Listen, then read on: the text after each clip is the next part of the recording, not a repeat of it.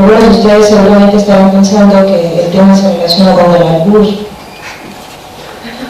Y de hecho sería interesante hablar del albur, es fascinante dentro de la cultura contemporánea, pero pues en realidad debo decir que no tiene nada que ver con el albur, ni con películas, ni con videojuegos.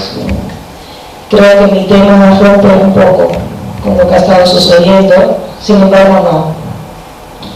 Entonces voy a contextualizar, vamos a entrar en el suspenso de lo sublime. Bueno, yo entiendo que todos los que estamos aquí sabemos cosas. De todas maneras, yo las repito, lo sublime es una categoría estética, derivada principalmente de la obra sobre lo sublime del poco conocido escritor griego Longino, y que consiste fundamentalmente en una belleza extrema, capaz de llevar al espectador a un éxtasis más allá de su racionalidad, o incluso de provocar dolor por ser imposible de asimilar. En ciertos casos, lo sublime puede ser tan puramente bello que produce dolor en vez de placer. Según Longino, hay 5 caminos distintos para alcanzar lo sublime. 1. Grandes pensamientos. 2. Emociones fuertes. 3. Ciertas figuras de habla y de pensamiento. 4. Dicción noble. Y 5. Disposición digna de las palabras. Lo que nos lleva a pensar que un doctor es sublime, ¿no? Para Longino, una obra de arte bella persuade, convence, se dirige a la razón. En cambio, una obra sublime tiene grandeza, no depende de la forma, prescinde de opiniones, se dirige más al interior, a una actitud psicológica.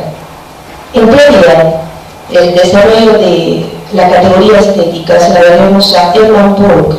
Lo que plantea este autor es que el objeto sublime está basificado en torno a la estética del terror y guarda una relación inmediata con el poder. Asimismo, plantea el ejercicio estético de lo sublime necesario para ejercitar las emociones de la ataraxia.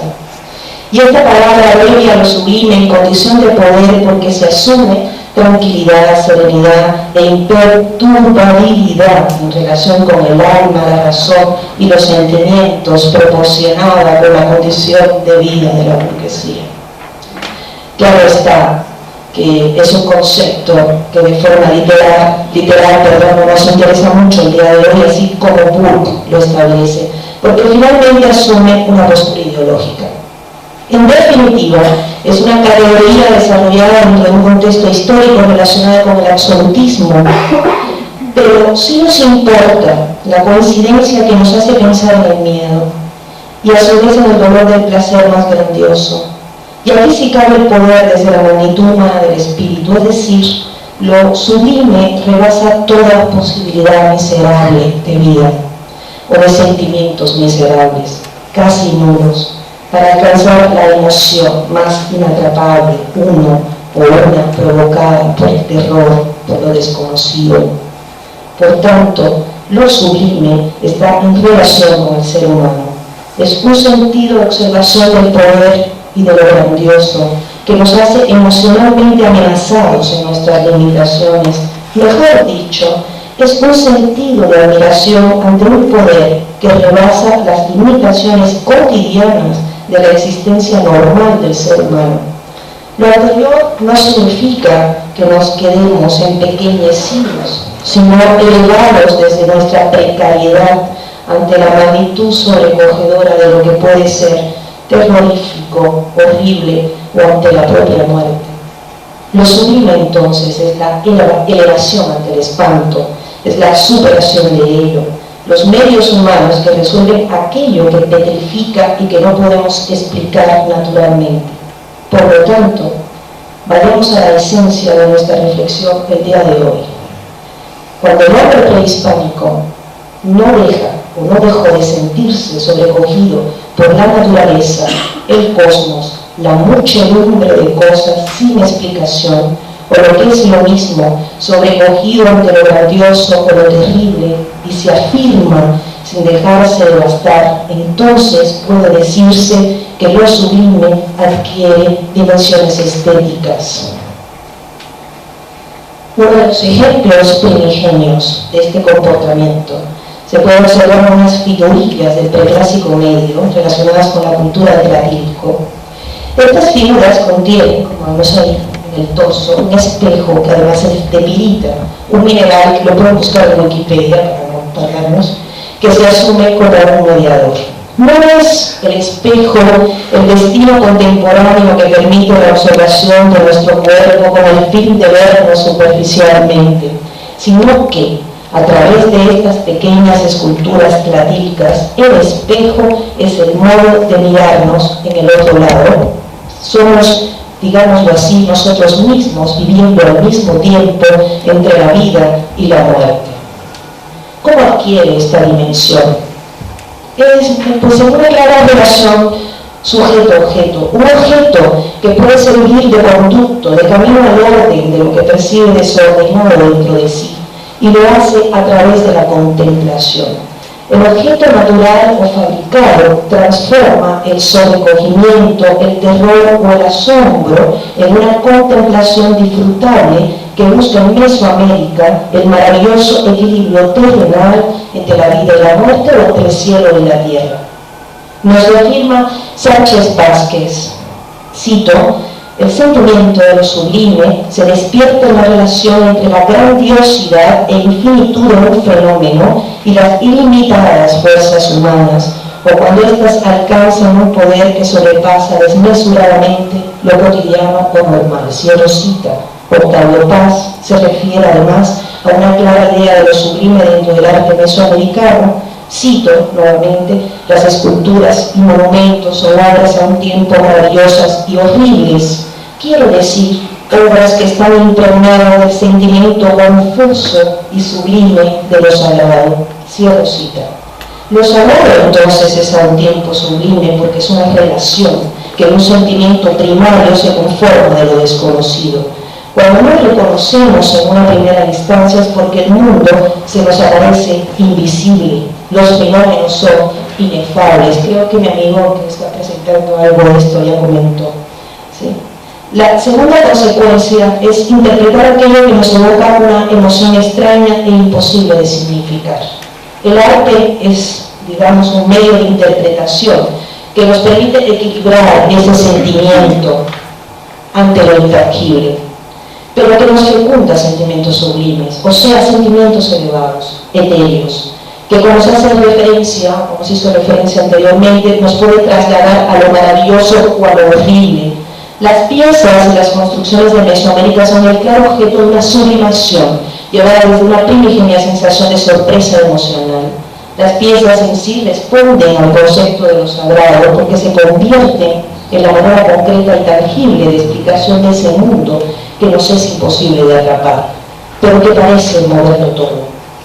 Lo invisible entonces moviliza el mundo humano y el mundo visible.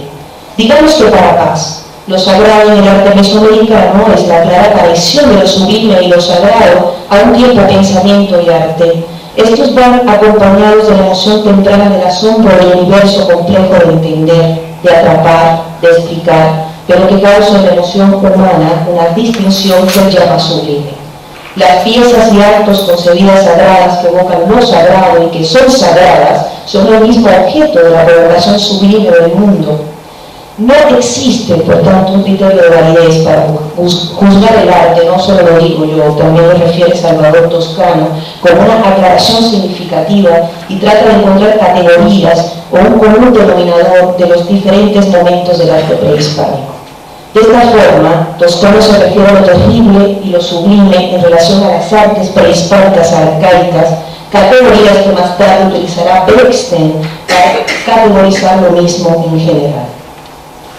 Para Toscano, lo terrible se manifiesta en los albores de las civilizaciones mesoamericanas para ser sustituido por una nueva emoción, lo sublime.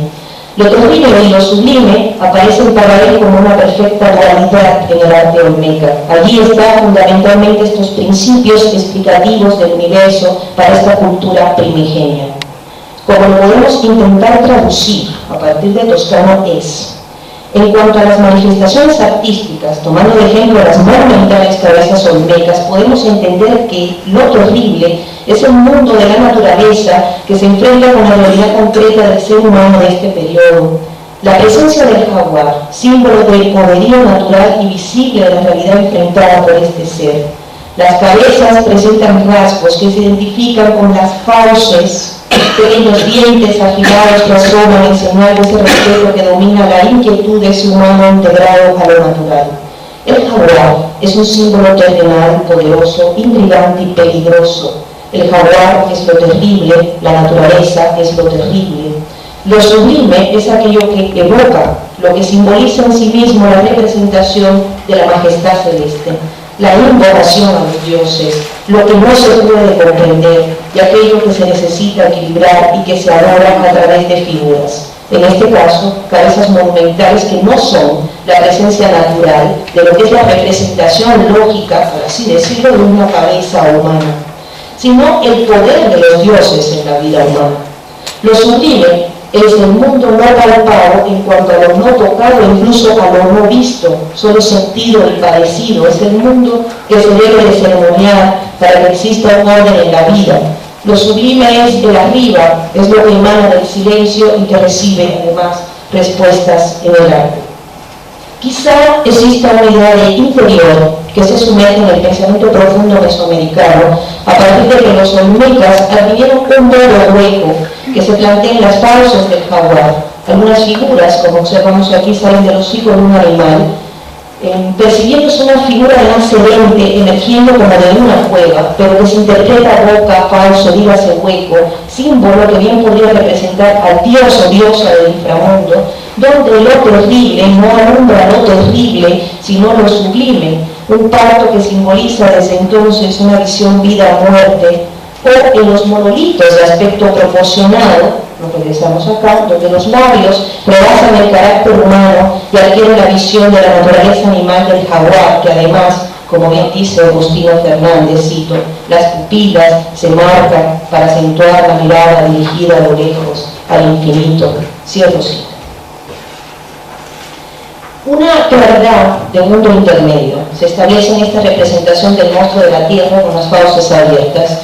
El hueco que percibimos sugiere que el soberano lo atravesaba en el transcurso de rituales públicos en los que se significaba su salida de la boca del monstruo, y es una especie de emerger de lo terrible para ayunar lo sublime nuevamente, morir, renacer, ¿no? Un hueco de advenimiento cíclico. Me voy un poquito más rápido. La cultura tolteca realizó unas figuras femeninas que contienen un hijo en las entrañas, como se observa en la figura, que es visible o se asoma a través de un hueco en el vientre. Según Sergio Raúl Arroyo, que nos dice además a modo de reflexión poética, cito, se adivina el interior orgánico como mecanismo invisible, cierro cita, la realidad que aparece con su hueco centralizando se manifiesta entre dos polos que son el nacimiento y la muerte, lo que Arroyo sustenta como constantes además del arte mesoamericano. Percibimos ese sentido de comprensión del cosmos que finalmente se determina en lo religioso y el pensamiento. Lorenz Austin habla de este momento del parto como un momento de la muerte. El vientre materno es un sitio donde habita la humedad, la hediondez y la frialdad, características fundamentales del universo femenino. El nacimiento es el punto cumbre que realizamos con el triunfo de la muerte. Y ese triunfo da lugar a la vida.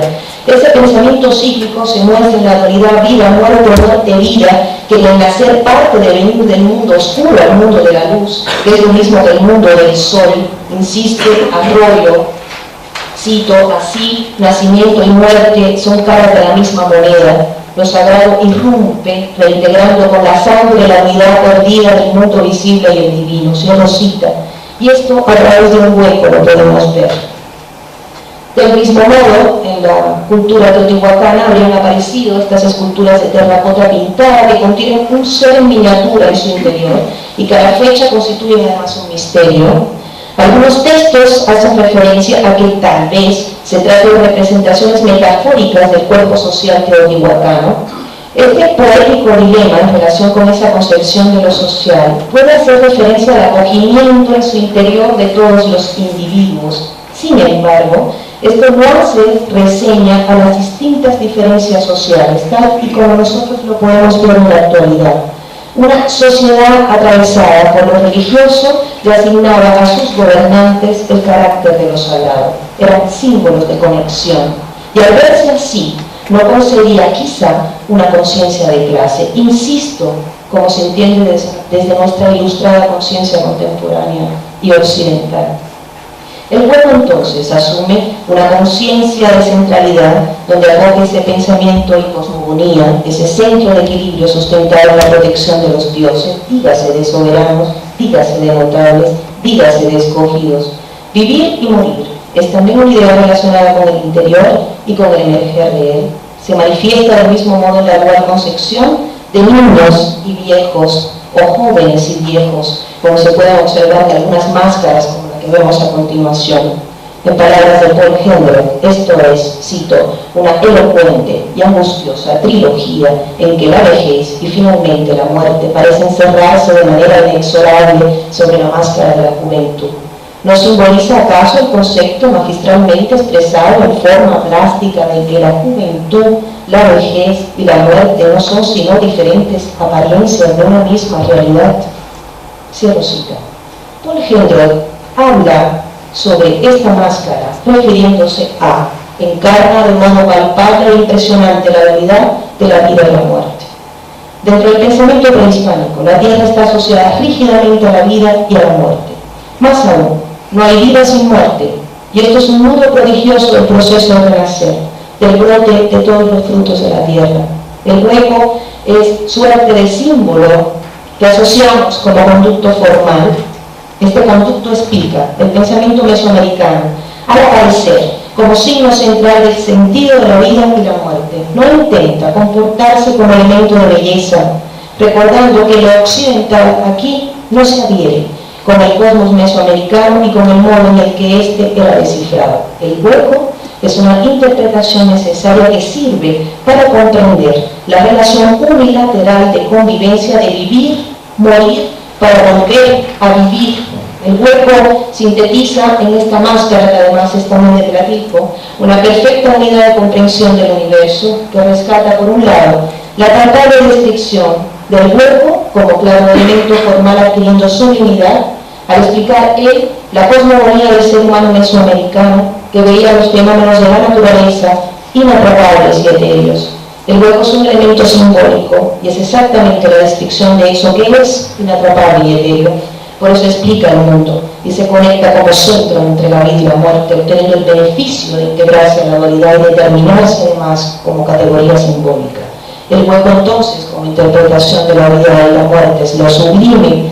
Lo sublime entonces, concluimos ya, que está en relación con el hueco, sabiendo que en sí misma es una categoría en correspondencia con lo grandioso y con lo inexplicable para el ser humano, que causa un asombro inefable.